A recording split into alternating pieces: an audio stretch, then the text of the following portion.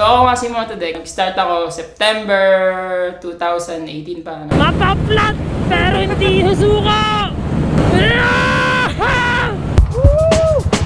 Buhay tayo! Buhay tayo! Last na to! Tama na! Gawin, boss? Kasi sir? DJ, pare. DJ? Puro mga bago lang din. Puro bago lang? Oo. Ito. Sup, Truba? May Truba agad tayo sa malubong sa atin dito. Dito ka may katrabaho, sir? Yes! Ayos pala, ikaw na bahala sa amin. Paano ba to? Hindi ba kami marunong eh. What's up mga Truba? Pupunta tayo ngayon sa Real Quezon. Kasama natin si Kuya and Tams. Mga mo, dumating na. Sa inyo naman, starting line, andyan dyan. Tapos pagka finish, andyan din. Ako nakikita sa GoPro ha. Tuntua ako sa may ulap kung nabangga yung ano. Ito yung easy.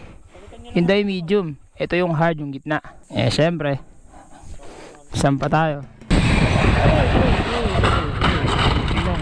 Fiesta kasi dito. Makikipiesta kami. Isa na lang kay Lima.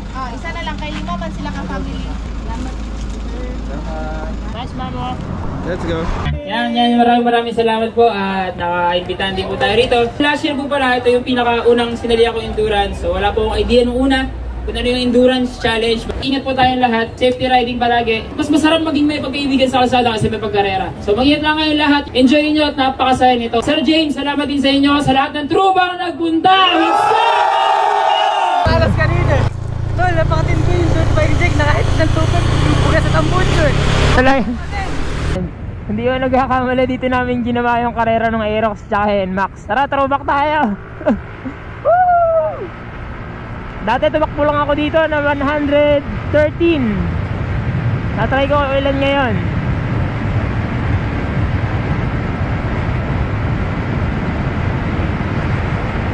$108, $111, $113, $114, $15, and it's a curve. Don't rest here, go on. Alright, how about you? Pineapple or mango? Pineapple. About you, sir? Mango. Ang dali nga mag-vlog dito eh. Sa Pilipinas nakakailang eh. Pag inausap mo yung camera mo, nagtitingin ka na agad.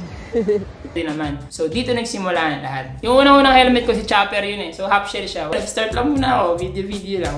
Walang nanonood. Sobrang heartbroken namin ni Mamu. Namamalengke kami nun. Nabugan kami sa gitna ng Ortigas. Mas pang yan. Alright. My new baby.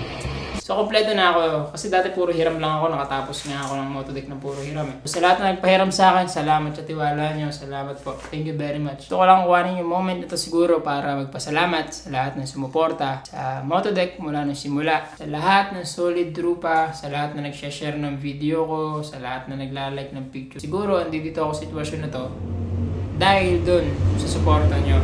Salamat sa inyo. Kayo yung dahilan kaya dire-diretso pa rin tayo. Mga tropa!